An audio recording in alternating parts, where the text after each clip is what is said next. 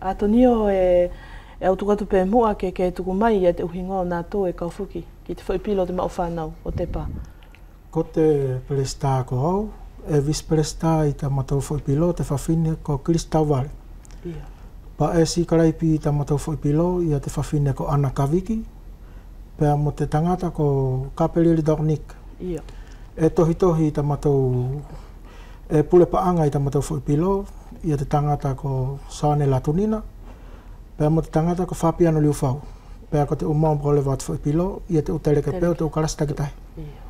A tonio e whewhea i tau tā ofi o hinga pe mungau e ne lava o urua ki whakahoko i te pā, ko te aia te ungau e aia. Ko te aluanga te konga ni kasoa ke whakalawelawe mai, hange pe ko te konga nā tuku atu ana nai, ne hoki ora te pewhakitako utamariki o wako i te pā.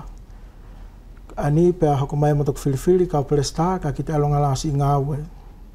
E tara noa kia i te whawhine ani uhinga pea mo te kapela ani Marae Fou, ne au kaula i te ngā ue ia o te kapela ani o te wharako Marae Fou, i te kei ako whuka tako utamariki i Marae Fou.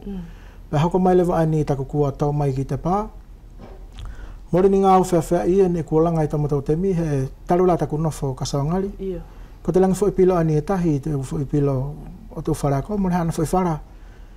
Ko te konga aia, ko te uki ngā ue ia wharake pāu e mātou ki ai e te taki o te wharako, ko he whaingata ia e hoko i te loto i ngā te wharako, pe ko he konga e mau, pe ko te ape he whahinga konga, pe ko he whaingata ia e hoko, i he whaiako, pe ko he mau whanau.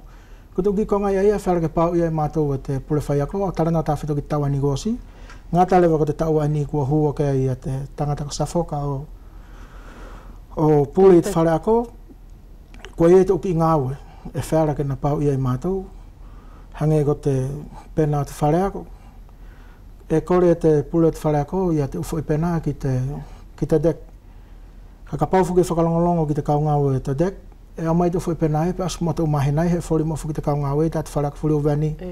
Tako te temi le vai ku pai mai ai te pule o te whareako, pe aku lewa ki te mau whanau, o kore ki anātou ia te ki ngā ue ai, ko te whaipele wa te whaipena, ka whakapena e te dek. Ko te tau ia ni ko hiri ne mori whai hamatau ngā ue, uhi ne mori whai ngā ue. Ko te whawhine ne taki i tamatau wharako i taua ni ko si, ko lete rete, ia wawau. Ne whea ngai kasoa ki te alonga te unga ue. Te unga ue, e whai te mātu uma o whanau. Ne mori whea ngai aki tana mori loto, ne mori ko he loto ke whai he ngā ue. E ki a ia mori ko hakuto ngā ue. Ne ko te tuku mai e te whawhine i taku kamatana whātu, ne na ui whea mai ki au atonio.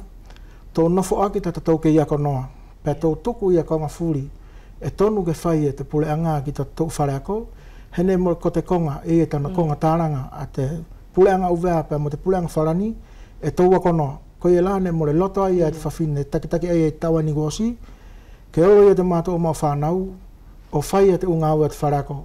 Ngā tape ia, ki he whaingata ia, pe ko te tuturo o te whareako, pe ko te whaingata, e na whakahamai ka mātou, pe a mātou te whai e tāmatou tohi, o ave ki te visrektora, pe mātou ave ki te dek, o whakahātu ki ei, e mātou mamahi ko te alonga te konga ai, e whei mo whei.